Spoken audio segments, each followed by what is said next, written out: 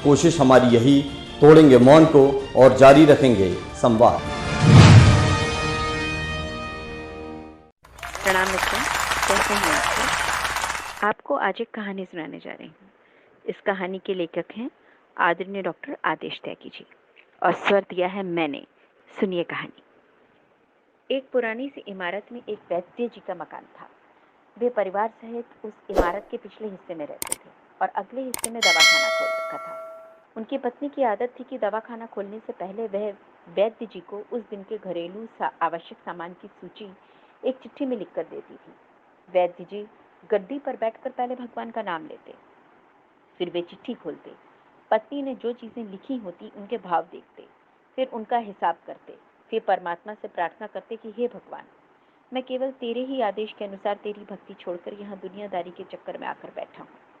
वैद्य जी कभी अपने मुंह से किसी रोगी से फीस नहीं मांगते थे। कोई देता था, कोई नहीं देता था, किंतु एक बात निश्चित थी कि ज्यों ही उस दिन के आवश्यक सामान खरीदने योग्य पैसे पूरे हो जाते थे, उसके बाद वे किसी से भी दवा के पैसे नहीं लेते थे, चाहे रोगी कितना ही धनवान क्यों ना हो। एक दिन जब वैद्य जी ने दरवाजा खोला, दवाखाना खोला, गद्दी पर बैठकर परमात्मा का स्मरण करके पैसे का हिसाब लगाने के लिए आवश्यक सामान वाली चिट्ठी खोली, तो वे चिट्ठी को एकटक देखते ही रह गए।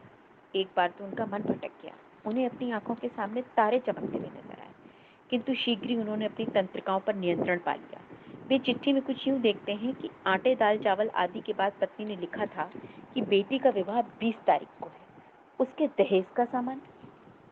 कुछ देर तो वैद्य जी सोचते रहे, फिर बाकी चीजों की कीमत लिखने के बाद दहेज के सामान के आगे लिखा कि यह काम परमात्मा का है, परमात्मा जाने।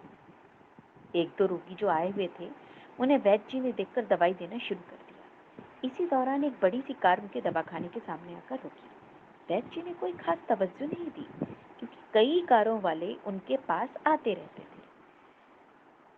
जब पूर्व उपस्थित मरीज दवाई लेकर चले गए, तब वह सूटेड बूटेड साहब कार से बाहर निकले और नमस्ते करके बेंच पर बैठ गए। वैद्य जी ने कहा, अगर आपको अपने लिए दवा लेनी है तो इधर स्टूल पर आएं, ताकि आपकी नाड़ी देख लूं, और अगर किसी रोगी की दवाई लेकर जानी है तो बीमारी की स्थिति का वर्णन करें। वे साहब कहने लगे, वैद्य जी, आपने मुझे पहचाना नहीं? मेरा नाम कृष्णलाल है। लेकिन आप मुझे पहचान भी कैसे सकते हैं, क्योंकि मैं 15-16 साल बाद आपके दवाखाने पर आया हूँ। आपको पिछली मुलाकात का हाल सुनाता हूँ, फिर आपको सारी बात याद आ जाएगी। जब मैं पहली बार यहाँ आया था तब मुझे लगा मैं खुद नहीं आया था, अभी तो ईश्वर मुझे आपके पास ले आए थे, क्योंकि ईश्वर मुझ पर कृपा करना चाहते थे और मेरा घर आबाद करना चाहते थे। मैं तो कार से अपने घर जा रहा था, पर ठीक आपके दवाखाने के सामने हमारी कार पंचर हो गई। ड्राइवर कार का पहिया उठाकर पंचर लगवाने चला गया। आपने देखा कि गर्मी में मैं कार के पास खड़ा था, तो आप मेरे पास आए और दवाखाना की ओर इशारा किया और कहा कि आकर इधर कुर्सी पर बैठ जाओ। अंधा क्या चाहे दो आंखें, और मैं आकर कुर्सी पर बैठ गया।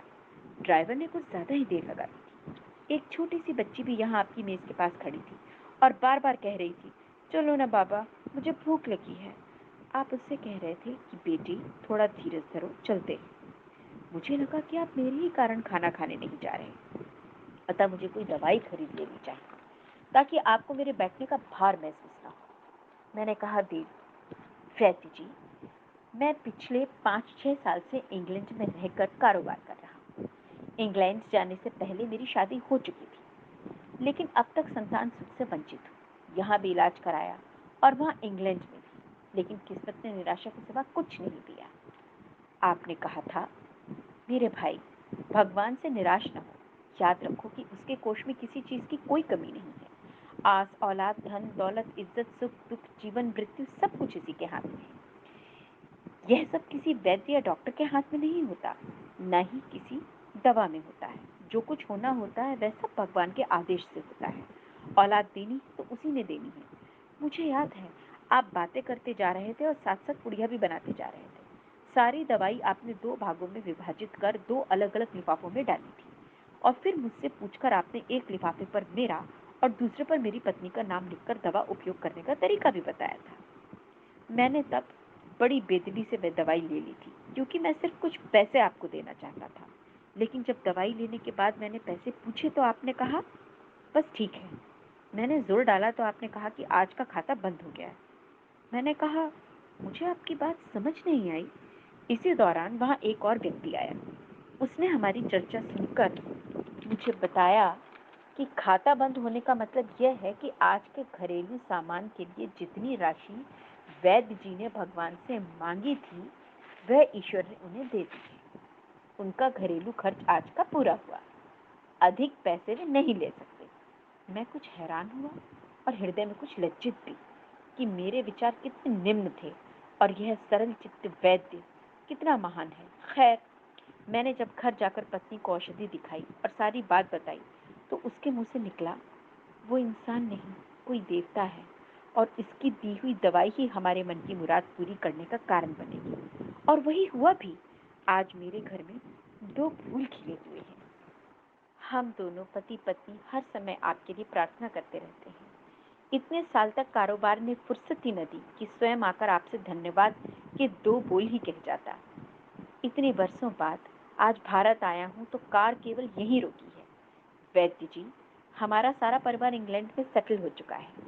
केवल मेरी एक विधवा बहन अपनी बेटी के साथ भारत में रहती है।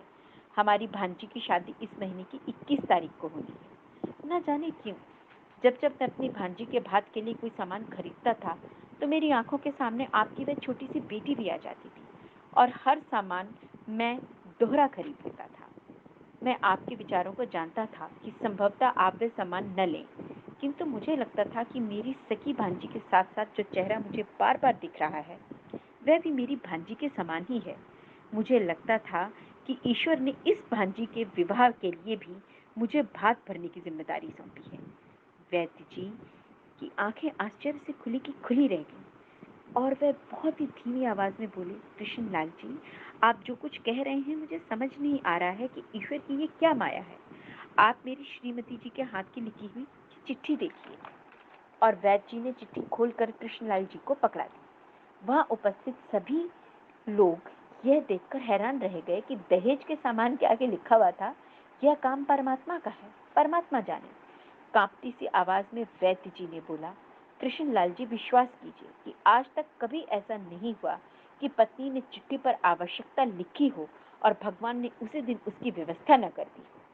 आपकी बातें सुनकर तो लगता है कि भगवान को पता होता है कि किस दिन मेरी श्रीमती क्या लिखने वाली हैं। अन्यथा आपसे इतने दिन पहले ही सामान खरीदवाना आरंभ करवा दिया ना होता परमात्मा ने। वाह भगवान वाह, तू महान है, तू दयावान है। मैं हैरान हूँ कि वह कैसे अपने रंग दिखाता है। वैद्य जी ने आगे कहा, जब से होश संभाला है एक ही पाठ पढ़ा है कि सुबह परमात्मा का आभार करो, शाम को अच्छा दिन गुजरने का आभार करो, खाते समय उसका आभार करो, सोते समय उसका आभार करो कि शुक्र है मेरे मालिक, तेरा लाख लाख शुक्र है। दोस्तों, जो लोग अपने जीवन रथ की डोर परमात्मा के हाथों में सौंप देते हैं, परमात्मा उनके लिए क्या क्या नहीं किया करते। आवश्यकता है बस एक सच्चे हृदय से समर्पण की। इस वीडियो को लेकर आपकी क्या राय है, अवश्य कमेंट करके बताइएगा। धन्यवाद।